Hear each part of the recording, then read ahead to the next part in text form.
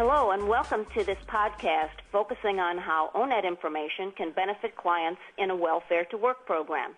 This is Dr. Janet Wall, Senior Trainer for ONET Academy on behalf of the U.S. Department of Labor, Employment, and Training Administration. Today we have with us Kelly Reed.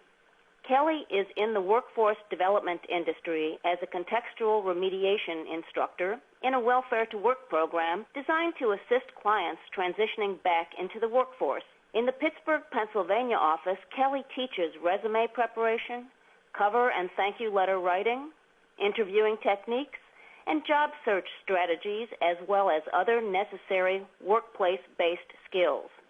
Kelly is no stranger to the world of nonprofits and ministries.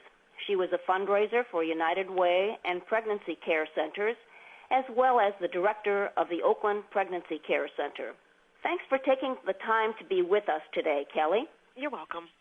Kelly, tell me about your agency, what it does, and who your clients are. Well, I work for Goodwill Industries of Pittsburgh, and we have a contract with the city of Pittsburgh. And all of our clients are TANF recipients. They all have children, and they're trying to get back into the workforce. Well, can you tell me how ONET information has been used in your agency with your clients? There are a couple ways that we actually use the ONET information. One way is we have put together binders, and there's probably 25 different job tasks that are in the binders that we've pulled off of ONET. And as people are creating their resumes, they go through those and pick the skills that they've used on their jobs, and they're actually able to place those right onto their resume. So that's sort of the first phase. And then the second phase would be within the interviewing context. We really stress knowing your resume very, very well, being able to give examples, and there may be even some things that are not in the task portion, but in other parts of ONET that they're able to talk about when they're asked to really give a broad explanation about some of the jobs that they've done. Well, Kelly, you mentioned job packs. How do you decide which occupations you're going to pull from the ONET system and put into the binders? We were seeing a pattern within our program of the same 20 to 25 jobs that were very common to our population. They were CNAs, landscape, cashier, waiter and waitress. So we just kept seeing these same things over and over. So those are the ones that we chose to put in binders. Now, there are times every week that there's somebody who they have a job that's not in one of the binders. That's when we go to the computer. Everyone every week goes on to ONET, but those people in particular, it's very important for them because they really have to put in a specific occupation that isn't in the binder. Okay. Well, what parts of ONET do you and your clients find most helpful?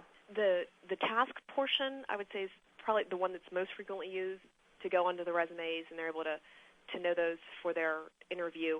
The in-demand portion that's in green when you pull up an occupation, because they can really see, this is a field that's going to be here. This is a good field for me to get into. There's going to be longevity in here.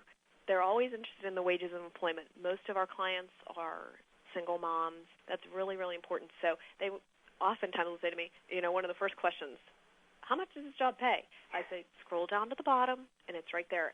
And then they, can make a decision on whether it's something that they are actually able to, a field to work in to support their families. So do they look at that information both at the national and the state level? We do. I take them down and I say, this is the national, and we can break it down using the resources that we have to our own city. So we really, really get specific, because a family-sustaining wage in Pittsburgh may not be something somewhere else, and if they're looking to move or, I make sure that they know that we really have to do local research as well. Right. Well, it probably helps them negotiate a salary also when they're given a job offer. And we talk about that in the interviewing section and how that salary portion comes up. Great. Well, can you give me a few examples of some specific clients that were helped by ONET? Yeah, there's a couple that come to mind. I remember a girl last year, and she was thinking she wanted to do this one job. And we got on ONET, and she plugged it in, and she's reading down, and she said, I don't want to do this. So she really didn't know that much about it, but then after looking at the tasks and the kind of work environment, the skills that she would need, she determined, I didn't know anything about this job, and I don't want to do that. So that really helped her in that process of elimination. So she was able to, go and think about another career. Right, a real reality check. Exactly.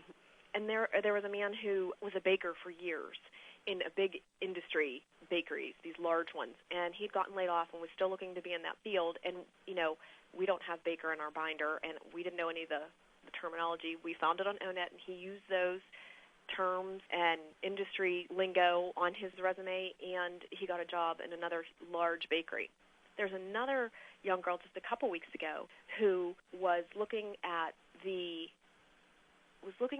and she's a single mother, really wants a job where she can get on-the-job training and really doesn't want to go on for more training or schooling. She just wants a job where she can have some longevity and have some stability.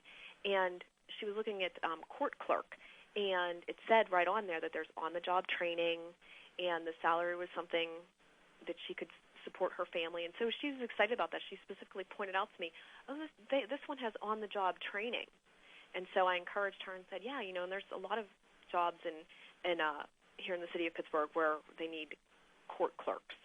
So that would be something that she would be able to look into. She had all the other qualifications. You just needed a GED or a diploma, and they trained you right on the job. So that would be something she'd be able to look into. Well, that's great.